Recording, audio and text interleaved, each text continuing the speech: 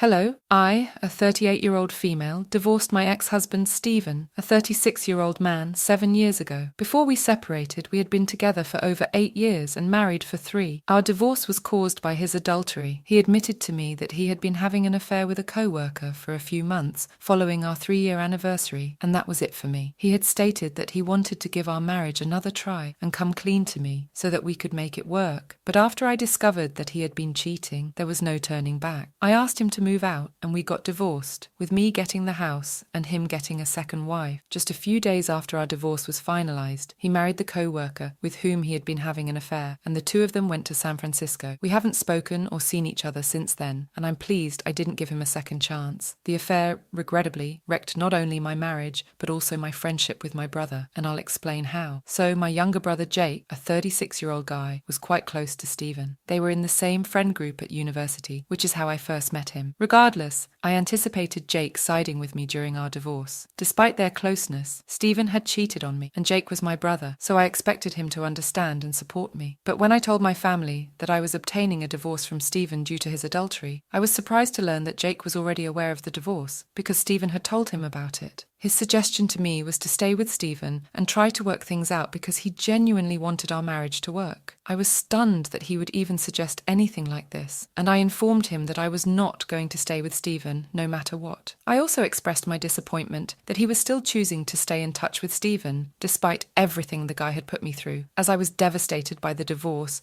and the affair when I found out about it. I anticipated him cutting Stephen off. However, we ended up fighting over it because Jake thought it was unreasonable for me to expect something like this from him because he and Stephen had been friends for a long time, and it was not his fault that we had chosen to get together, marry, and now divorce. He stated that he would like to stay out of all of this and maintain his friendship with Stephen, as well as his good relationship with me. I'm not sure if I was right or wrong, but I thought it was a pretty polite posture to adopt, and I told him that wasn't going to work with me. I made it very clear to him at the time that he could either choose Stephen and remain in contact with him, or he could have a relationship with me, his sister. And I had definitely anticipated him choosing me because he and I had been extremely close growing up, so I was not comfortable with my brother having any relationship with my ex-husband, which I made very clear to him. To my astonishment, he chose to remain friends with Stephen, claiming that I was being unreasonable. He accused me of being petty and immature, and he believed it was better for him to be around people who appreciated him and would not force him to pick between people who were both special to him in order to please their egos, as I was evidently doing. When that happened, I was quite disappointed, and I have had no contact with Jake since then because he completely let me down. Then he went to Stephen's second marriage with his affair partner, which was the final nail in the coffin. 7 years have gone by and I have never spoken to him. Our parents have made numerous attempts to reconcile us, but we are both fairly certain of our positions. I visit my folks around the holidays and he does as well. We see one another at other family functions, such as weddings, but we never speak. I don't have anything to say to him. I keep hearing from my parents about major events in his life, such as milestones, so I know he began his new digital marketing business a few years ago. Until then, he had been a freelancer and was doing well for himself, so he decided to create his own firm with a few of his friends. It's been 5 years and my parents seem to be doing well. I felt it was good for them, but a couple of weeks ago, my parents called and said Jake was in a lot of difficulty and they needed me to bail him out. Jake had apparently not been completely honest with them about how well his business was doing, and he was now drowning in debt, having even been evicted from his apartment because he hadn't paid the rent in the previous 10 months. So now he had nowhere to go, and unlike his pals, he was too proud to simply move back in with his parents or ask them to pay his rent. That left me speechless. I just told them that it was very terrible for him and that I wished I could help since I believed it was what they wanted to hear. But I didn't have anything else to say, and then they suggested that I help him out by letting him live with me instead. He currently does not have an apartment and has been staying with his girlfriend, but she has a roommate, so he cannot stay with them for more than a few days, and 1 day has already passed, so he needs to find a place quickly, at least temporarily, so he can stay there for a couple of months until he can get back on his feet. They had supposedly offered to let him stay with them, but he declined, stating that he would not move back in with his parents after living apart for so long. They also offered him money to help him exist on his own, but he refused, so they turned to me for assistance. I made it obvious to them that I was not going to contact him because we hadn't spoken in 7 years, and it would be not only embarrassing but also something I wasn't interested in doing. I already have plenty on my plate, and I don't see the need to take on someone else's troubles. They argued that I was the only person who could speak to him and make sense, and that he might accept my assistance if I offered it because he and I used to be quite close. So I reminded them that we used to be close, but we're no longer on speaking terms, and I tried to convey that if he declined their help, he was unlikely to accept mine. My parents, however, were unable to listen to me and insisted that I contact him and offer my assistance. So, in the end, I had to be really tough, and I informed them I was not going to talk to him, which was my final decision. Then they became whining and manipulative over the phone, telling me that I was being selfish and that I should be thinking about my brother instead of myself. According to them, my ego had already damaged our relationship once, and I was going to repeat the mistake by refusing to communicate with him when he was at his lowest point. They believe that talking to him will make a significant difference because, when we were on good terms, he idolized me. I could see they were attempting to manipulate my emotions, but I'm afraid it didn't succeed. AITA for not reaching out to my brother and giving my assistance. Update 1. Okay, I thought about it and decided not to contact my brother. I did some thinking, spoke with a few friends,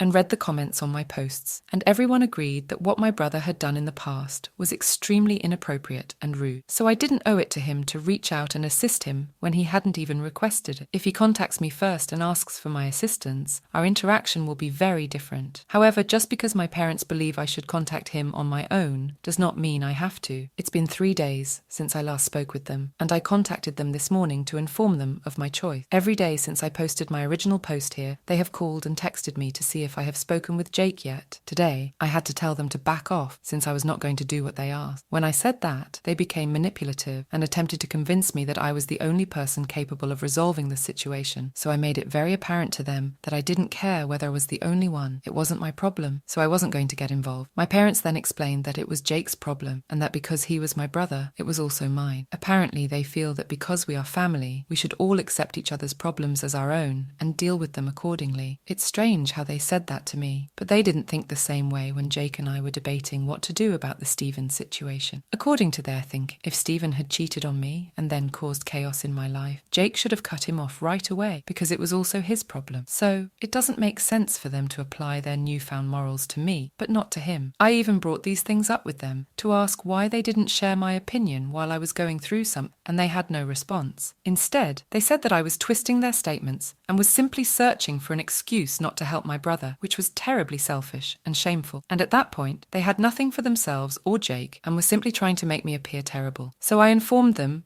that I was fine with doing selfish and disgraceful things, but for the time being, I had made up my mind, and they should stop worrying me. I believed the argument would finish there, and I was going to hang up. But then my mother said something that irritated me even more. She stated that she had always known that I had a large ego, which was most likely the source of their own parenting failures, but she had never expected me to be so callous, and that Jake was correct in choosing Stephen over me. Everyone knows that's my sore spot, and I don't like people bringing it up, so I knew she'd done it on purpose to hurt me with what she said, and she was successful. It truly annoyed me. I was so outraged when I heard that I instantly forgot to hang up and challenged her about what she said. I really yelled at her because I had lost my anger, telling her that she had no right to say such things when she knew what had happened to Stephen, and Jake was wrong. There was simply no reason. She tried to explain herself by claiming that she knew what Jake had done back then was bad, but judging by how I was acting now, she was forced to consider whether it was the correct decision in the long run, because plainly I was too selfish to think about anyone except myself. It was extremely irritating to have that argument with her, since they were so ignorant and stupid, but I was so angry at the time that I didn't realize it was worthless to argue with them. I simply wanted to get all of my rage out and continue ranting at them until they confessed they were incorrect about what they had said. So we argued for over 20 minutes. My parents repeatedly called me selfish, and I responded that they were disrespectful and only cared about my brother, not my feelings. At the end of the dispute, I just told them that I never wanted to speak or hear from them again, and I was done. Then I hung up and banned their phone numbers instantly. Since then, I've been attempting to settle down, but it's been difficult because I've been so agitated since the talk. I texted a couple of my friends to vent about my thoughts, and they told me that I was correct to block them, and that if they tried to contact me again, I should simply ignore them, since they have made their priorities apparent, and I don't need to entertain any of this anymore. I have my own life and problems, so I should simply focus on that, which I'm doing right now. I've given these people far more time and energy than they deserve. Update 2. It's been a week since I blocked my parents, and we haven't communicated. I figured they would stop bothering me once I blocked them and made it obvious that I was not going to give them what they wanted. But today, when I got home from work, I noticed my parents had pulled up to my house and were waiting outside. I had a hard day at work and had been inundated, so I was fatigued and in no mood to cope with any of this. So as soon as I drew up in front of my house, I honked twice and ordered them to leave, or I'd call the cops for trespassing. Instead of leaving, they approached my car and stated that they wanted to speak with me and that they were not in the mood to fight with me right now. So I simply needed to give them some time and come out instead of acting like this. I was fatigued. I was not in the mood to talk about Jake right now, so I asked them to leave, and I promised to unblock them and chat with them later. But for now, I needed my space and time. But then they told me Jake had moved back in with them since he didn't have an option. His fiancée had made it abundantly clear that she could not let him stay with her for more than a few days, and those days had already passed. So he tried to chat with her and persuade her to prolong it, but she informed him that her roommates were not pleased. So he needed to leave because she had promised them that she would not let him stay with her for more than a few days. This was just temporary. If he remained to live with her, he would have to divide the rent and other expenses with them, since she couldn't just let him live with them for free because he was her boyfriend. They got into an argument over it because Jake thought she was being harsh and that she should have been more sensitive to his situation, as he was having to close his business and did not have a source of income right now, so he can't go back there anymore. Again, it was sad, but it had nothing to do with me. So I told my parents I was still not going to talk to him and that he could live with me if that was what they were here for. So they informed me that wasn't why they were here. They were here to seek financial assistance because now that Jake had moved back in with them, they would have to cover the expense of everything, and both of them were retired, so they couldn't afford to maintain him without worrying about their own future. They don't want to overwork themselves, so they asked me to aid them financially. They told me that I didn't even have to speak with Jake.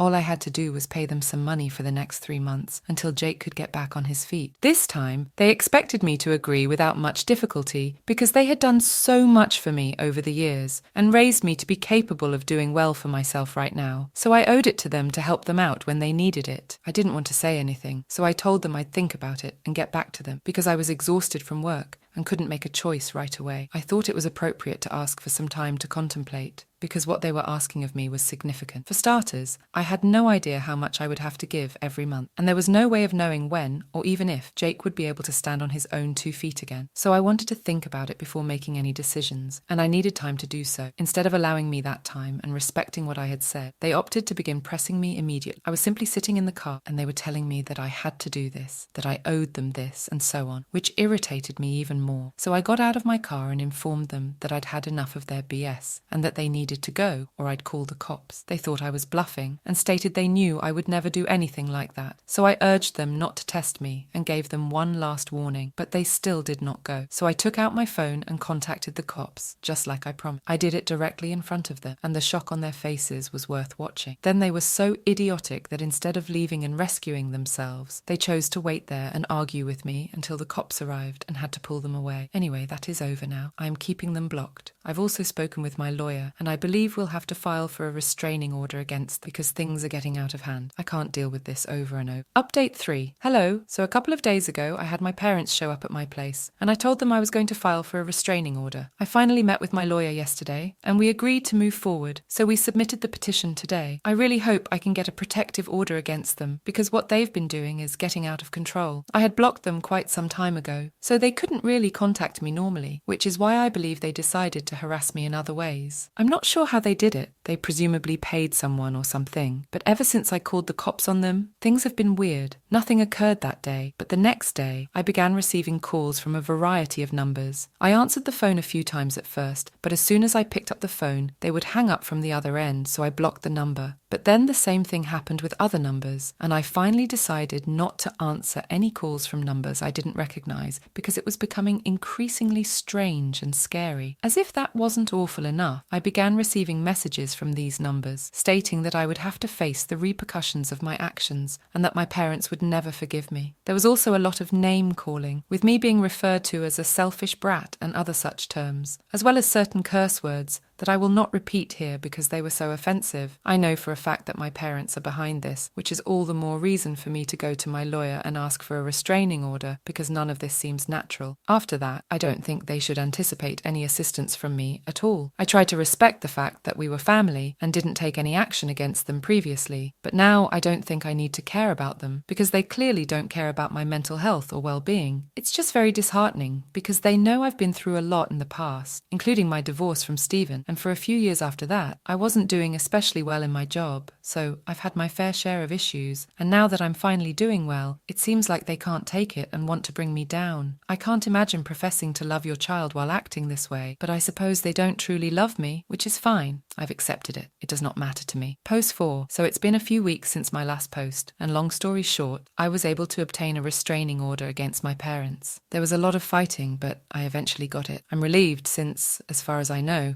Jake is no longer living with them due to their insane behaviour. I was really busy with work because I had just started a new project, so I didn't have time to post any new updates. Anyway, when my parents were served, they were unable to contact me since it would be too risky, especially given what they had already done. So, I believe they decided to talk to Jake about it, and he was the one to call me. I had never blocked him. I didn't see the sense in doing so because I didn't think one of us would reach out after we stopped chatting, so blocking each other seemed pointless. Also, I sort of forgot about it. Anyway, he messaged me, stating he was disappointed that I had taken such a drastic move against our parents after everything they had done for us. It was the same old pattern. He reminded me that they had raised us to be the individuals we are today, and we should be thankful to them, but I was being arrogant and disrespectful. I was irritated when I read that message because it was so pompous, and I informed him that it was certainly easier for him to say that because they were going out of their way to assist him. I guess he also wanted to mock me and brand me selfish and entitled for not providing him with the money he needed. He responded to that message by claiming that he had never sought me for aid and would never expect it from me because I was so selfish. So I told him he didn't need to ask me for it, because our parents were already doing the talking on his behalf. So if he wanted to blame someone for the issue, he could just glance in the mirror. And I assume he had no idea that our parents had been hounding me to help them financially for so long, because when I wrote that message, he immediately contacted me, and I answered the phone because I just wanted to talk about it and get it over with. So he asked me what I was talking about because he couldn't recall telling our parents he needed help. I told him everything that had happened, and he hung up as soon as I finished. I knew Jake wouldn't have known how our parents had been hounding and troubling me all along, so I purposefully brought it up with him, and then I didn't hear back from him. But I did hear from other family members that Jake had moved out of the house and was now living with a friend of his instead of his parents, because he realised our parents had been asking me for money so they could help him out. Initially, they had even asked me to contact him and offer my assistance, implying that they believed he was incapable of addressing the problem on his own. Apparently, he thought this was an attack on him and his ability, so they got into a heated argument. How precisely did my relatives learn about this? Obviously, my parents had been crying about how I had not only wrecked my relationships with everyone around me, but also gone out of my way to talk out of turn and brainwash my brother against them. So, a handful of my family members who had been contacted by my parents approached me and informed me that what I was doing was really wrong. So I decided to inform them as well, and once everyone knew the true and complete story, including what my parents had done to me, that had justified these actions on my part, they seemed to realise that I was not in the wrong and apologised to me for attacking me without knowing the full story. So now, nobody in the family speaks to my parents, and they have been ostracised by everyone. I can't say they don't deserve it because, given everything my parents have put me through, I believe this is precisely what needed to happen. Nobody speaks to them anymore, and I'm sure they blame me, but the restraining order prevents them from doing anything. But this does not imply that Jake and I are suddenly on good terms again. We're still not in contact, and that will be the case until he learns how he messed up in the past. But considering his attitude toward life, I doubt it will happen soon. He will always be too proud and involved to admit his own faults, just like our parents. It's quite typical, but as long as everything is going well in my life, I don't need to worry about this right now. I'm just going to focus on my new ventures and live comfortably.